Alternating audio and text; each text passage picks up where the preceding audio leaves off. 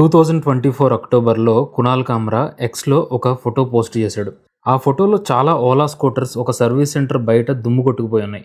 Indian కన్స్యూమర్స్కి voice లేదా, వాళ్ళు దీనికి అర్హులా అని కామ్రా గట్టిగా ప్రశ్నించాడు. టూ వీలర్స్ అనేవి చాలా మంది డైలీ వేజ్ వర్కర్స్కి లైఫ్ లైన్ అని గుర్తు చేశాడు. ఈ సమస్యని ప్రభుత్వం దృష్టికి తీసుకెళ్లడం కోసం union road transport and highways minister Nitin గడ్కరీని ట్యాగ్ చేశాడు. ఇండియన్ ఈవీస్ని వాడే విధానం ఇదేనా అని అడిగాడు. అలాగే డిపార్ట్మెంట్ ఆఫ్ కన్స్యూమర్ అఫైర్స్ని కూడా ట్యాగ్ చేసి వాళ్ళ రెస్పాన్స్ అడిగాడు. ఈ ట్వీట్ చూసిన వెంటనే ఓలా కస్టమర్స్ అందరూ వాళ్ళ బాధల్ని కామెంట్స్లో చెప్పడం స్టార్ట్ చేశారు. దీనికి ఓలా సీఈఓ భవీష్ అగర్వాల్ చాలా కోపంగా రియాక్ట్ అయ్యాడు. కామ్రా ట్వీట్ని పెయిడ్ ట్వీట్ అని అన్నాడు. నీకు అంత బాధగా ఉంటే వచ్చి మాకు హెల్ప్ చేయి, నీ ఫెయిల్డ్ కామెడీ కెరీర్లో నువ్వు సంపాదించిన దానికంటే నేనే ఎక్కువ పే చేస్తా అని చాలా యారోగెంట్గా రిప్లై ఇచ్చాడు. కామ్రా కూడా ఏం తగ్గలేదు, భవీష్ని యారోగెంట్ సబ్స్టాండర్డ్ ప్రిక్ అని తిట్టాడు. దీనికి భవీష్ ఇంకా రెచ్చిపోయాడు. గట్టిగా తగిలిందా, నొప్పిగా ఉందా, సర్వీస్ సెంటర్కి ఒకసారి రా, I will pay better than your flop shows pay you అని బెదిరించినట్టు మాట్లాడాడు. ఈ రచ్చ చూసినటువంటి టీవీ యాంకర్ నకుల్ మెహతా భవీష్ని బిగ్ బాస్కి పంపిస్తే బాగుంటుంది అన్నాడు. భవీష్ అగర్వాల్ తన ఈగోని సాటిస్ఫై చేసుకోవడానికి ట్రై చేశాడు, కానీ కస్టమర్ల ప్రాబ్లమ్స్ని సాల్వ్ చేయలేదు. ఇక్కడ నుండి ఓలా బ్రాండ్ ఇమేజ్ కంప్లీట్గా డ్యామేజ్ అవ్వడం స్టార్ట్ అయింది. కానీ ఒకప్పుడు ఓలా ఇమేజ్ దీనికి కంప్లీట్గా ఆపోజిట్ ఉండేది. ఇండియాకి స్టైల్గా ఉండే ఎలక్ట్రిక్ స్కూటర్స్ని ఇంట్రడ్యూస్ చేసింది ఓలానే. ఇంకా చెప్పాలంటే ఎలక్ట్రిక్ స్కూటర్కి ఇండియాలో పోస్టర్ బాయ్ భవీష్ అగర్వాల్. అంతేకాదు ఎలక్ట్రిక్ స్కూటర్ సెగ్మెంట్లో హైయెస్ట్ మార్కెట్ షేర్తో ఇండియాలో టాప్ పొజిషన్లో ఉండేది. కానీ ఒకే ఒక్క మిస్టేక్ స్టోరీ అంతా తలకిందులు అయిపోయేలా చేసింది. ఓలా డౌన్ఫాల్ ఎక్కడ స్టార్ట్ అయింది, ఎందుకు స్టార్ట్ అయింది, అసలు ఎలా స్టార్ట్ అయింది అన్నది ఈ వీడియోలో డీటెయిల్డ్గా తెలుసుకుందాం. అలాగే దేశంలో ఉన్న ఇలాంటి ప్రాబ్లమ్ని ఒక కమీడియన్ క్వశ్చన్ చేస్తే కానీ తెలుసుకోలేనంత మబ్బులో ఎందుకుంది అనేది కూడా అర్థం చేసుకునే ప్రయత్నం చేద్దాం.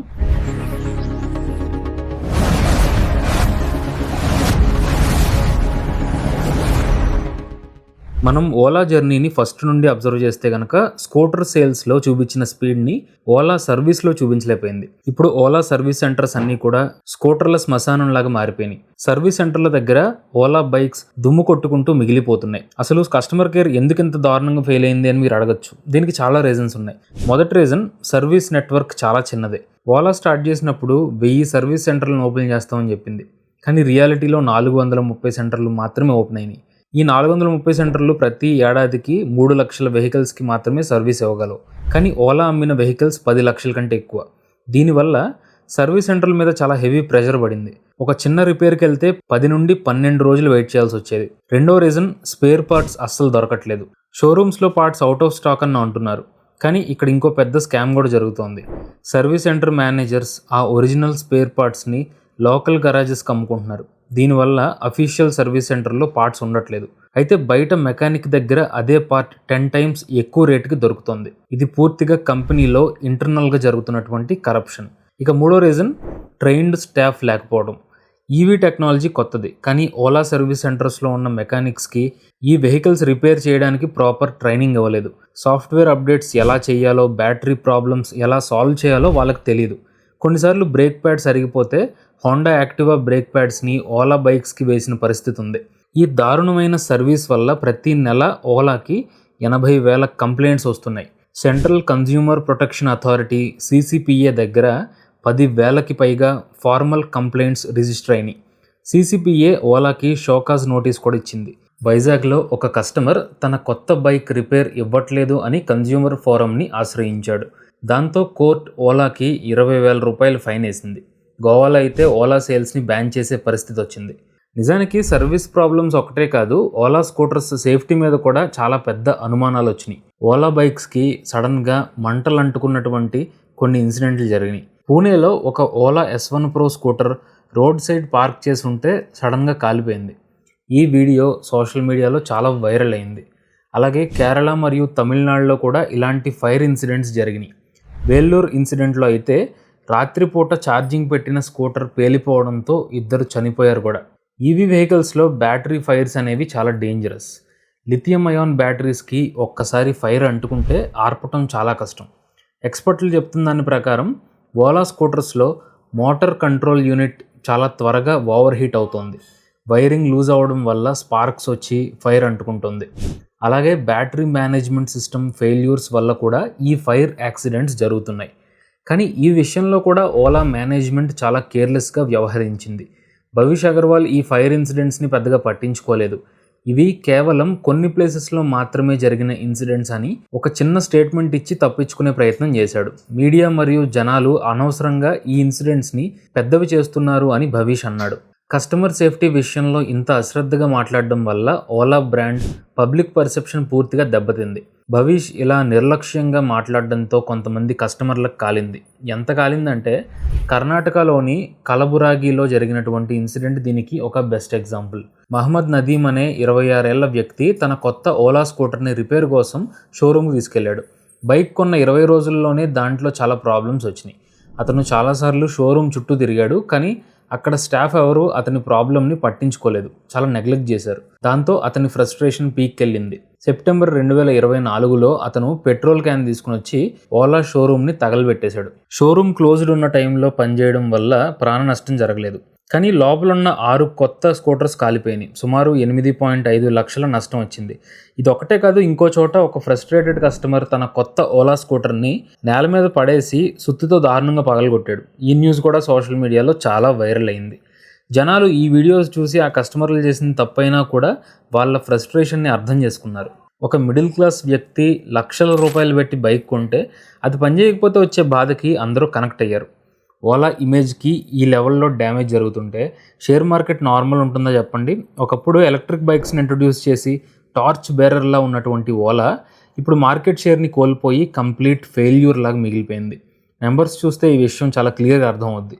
2024లో ఇండియన్ ఎలక్ట్రిక్ 2 వీలర్ మార్కెట్లో ఓలా దగ్గర 36.7% మార్కెట్ షేర్ ఉండేది, కానీ 2025-26కి వచ్చేసరికి పూర్తిగా తారుమారైపోయింది. ఓలా మార్కెట్ షేర్ 36% నుండి 15%కి పడిపోయింది.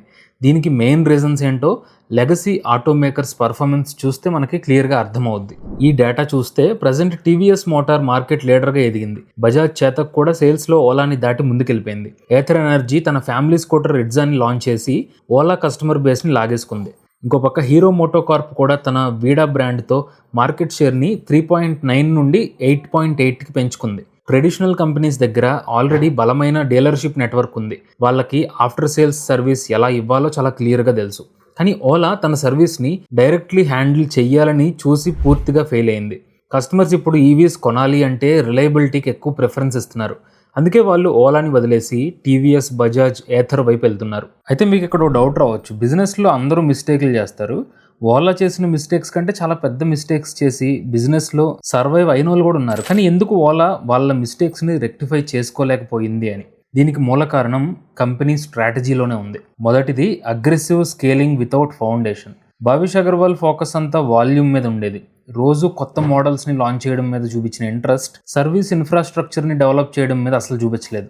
సేల్స్ పెరిగాయి, కానీ ఆ వెహికల్స్కి రిపేర్ వస్తే చూసే నాదుడు లేడు. రెండోది డినైల్ ఆఫ్ ద ప్రాబ్లం. ఒక ప్రాబ్లం ఉందని యాక్సెప్ట్ చేస్తే కదా దాని మీద వర్క్ చేయడానికి, కానీ భవిష్ అగర్వాల్ అసలు ప్రాబ్లమే లేదు అన్నట్టు బిహేవ్ చేసేవాడు. కంప్లైంట్స్ వస్తే అవి పెయిడ్ క్యాంపెయిన్స్ అని కొట్టిపడేశాడు. ఈవీ డాక్టర్ ఫౌండర్ శుభం మిశ్రా యో బైక్స్ ఎలక్ట్రిక్ స్కూటర్ కంపెనీ చేసిన తప్పుల్నే ఓలా కూడా చేస్తోంది అని వార్నింగ్ ఇచ్చాడు. అయినా కూడా ఓలా పట్టించుకోలేదు. ఇక మూడోది structural service model failures. Ola ఖర్చులు తగ్గించడానికి రీజనల్ వేర్ హౌసెస్ని క్లోజ్ చేసింది. సుమారు 1000 కాంట్రాక్చువల్ వర్కర్స్ని తీసేసి ఆటోమేషన్ తెచ్చింది. ఇన్యాప్ సర్వీస్ అపాయింట్మెంట్స్ పెట్టాలని చూసింది, కానీ హార్డ్వేర్ ఫెయిల్యూర్స్ వచ్చినప్పుడు యాప్లో అపాయింట్మెంట్ బుక్ చేసుకుంటే ప్రాబ్లం సాల్వ్ అవ్వదు. స్కూటర్ని రిపేర్ చేయడానికి మనిషి రావాలి, స్పేర్ పార్ట్ ఉండాలి. ఈ ఎగ్జిక్యూషన్ గ్యాప్స్ని ఓలా పూర్తిగా అండర్ ఎస్టిమేట్ చేసింది. ఈ ప్రాబ్లమ్స్ అన్నీ కవర్ చేయడానికి భవిష్ అగర్వాల్ చివరిలో ఒక 250 మెంబర్స్తో టాస్క్ ఫోర్స్ని ఫామ్ చేశాడు. కానీ ఇది జస్ట్ ఒక టెంపరరీ ప్యాచ్ వర్క్ మాత్రమే. ఇవి సరిపోవు అన్నట్టు ఓలా డ్యామేజ్కి ఇంకో పెద్ద కారణం భవిష్ అగర్వాల్ చేసినటువంటి కాంట్రవర్షియల్ కామెంట్స్. అతను చేసిన వ్యాఖ్యలు కంపెనీ బ్రాండ్ వాల్యూని చాలా దెబ్బతీసినాయి. ఒక ఇంటర్వ్యూలో భవిష్ మాట్లాడుతూ 70 అవర్ వర్క్ వీక్ని నేను స్ట్రాంగ్గా సపోర్ట్ చేస్తాను అన్నాడు. నేను రోజుకి 20 గంటలు పనిచేస్తా, వారంలో 7 రోజులు పనిచేస్తా అన్నాడు. ఈ జనరేషన్ వాళ్ళకి వర్క్ లైఫ్ బ్యాలెన్స్ కావాలని అడుగుతున్నారు, నాకు ఆ కాన్సెప్ట్ ఇష్టం లేదన్నాడు. అంతేకాకుండా సాటర్డేస్ మరియు సండేస్ హాలిడేస్ తీసుకోవడం అనేది ఒక వెస్ట్రన్ కాన్సెప్ట్, ఇండియన్ కల్చర్లో వీకెండ్స్ అనేవి లేవు అని ఒక స్టేట్మెంట్ ఇచ్చాడు. దీంతో కార్పొరేట్ ఎంప్లాయీస్ అతని మీద చాలా ఫైర్ అయ్యారు. అలాగే పెట్రోల్ వెహికల్స్ని అగ్లీ, డల్ అండ్ బోరింగ్ అని అవమానించాడు. లింక్డ్ఇన్లో ప్రొనౌన్స్ వాడడం మీద కూడా వోక్నెస్ ఈజ్ ఎ వెస్ట్రన్ ఇల్నెస్ అని ట్వీట్ చేశాడు. కునాల్ కామ్రాతో జరిగిన ట్విట్టర్ వార్లో అతను వాడినటువంటి భాష చూసి జనాలు భవిష్ని టాక్సిక్ బాస్ అని ఫిక్స్ అయిపోయారు. ఈ ఆరోగెన్స్ వల్ల కేవలం కస్టమర్లు మాత్రమే కాదు, ఇన్వెస్టర్లు కూడా చాలా కోప్పడుతున్నారు. ఓలా ఎలక్ట్రిక్ స్టాక్ ఐపీఓ టైంలో 76 ఉండేది. ఇప్పుడు భావిష్ ఆరోగెన్స్, సర్వీస్ ఫెయిల్యూర్స్ వల్ల ఆ స్టాక్ ప్రైస్ 40 రూపాయల కంటే కింద పడిపోయింది. మార్కెట్లో 56,000 కోట్ల రూపాయల షేర్ హోల్డర్ వెల్త్ ఆవిరైపోయింది. Kunal Kamra exposed the devil. Bhavish arrogance వల్ల నేను 40,000 రూపాయలు లాస్ అయ్యానని చెప్పి ఒక ఇన్వెస్టర్ ఎక్స్లో పోస్ట్ చేయడం పరిస్థితి తీవ్రతకి అద్దం పడుతోంది. సో ఫైనల్గా కంక్లూజన్ ఏంటంటే, ఓలా కంపెనీ పతనం అనేది ఒక కేస్ స్టడీ లాంటిది. ఒక కొత్త ప్రోడక్ట్ని ఇంట్రడ్యూస్ చేసి మార్కెట్ లీడర్ అవడం ఒక ఎత్తు అయితే, ఆ పొజిషన్ని నిలబెట్టుకోవడం ఇంకో ఎత్తు. ఓలా సేల్స్ మీద చూపించిన దృష్టి కస్టమర్ సాటిస్ఫాక్షన్ మీద చూపించలేదు. Kunal Kamra versus Bhavish Aggarwal Twitter war ఓలాలో ఉన్న లోటుబాట్లని ప్రపంచానికి చూపించింది. భావిష్ అగర్వాల్ తన ఆరోగెన్స్ని పక్కన పెట్టి రూట్ లెవెల్లో ఉన్న సర్వీస్ ప్రాబ్లమ్ని సాల్వ్ చేయకపోతే ఓలా ఎలక్ట్రిక్ కంపెనీ పూర్తిగా కనుమరుగైపోయే ఛాన్స్ ఉంది. ఇది ఫాల్ ఆఫ్ ఓలా మాత్రమే కాదు, కస్టమర్ని ఇగ్నోర్ చేస్తే ఎంత పెద్ద ఎంపైర్ అయినా కోల్పోతుంది అనడానికి ఒక లైవ్ ఎగ్జాంపుల్.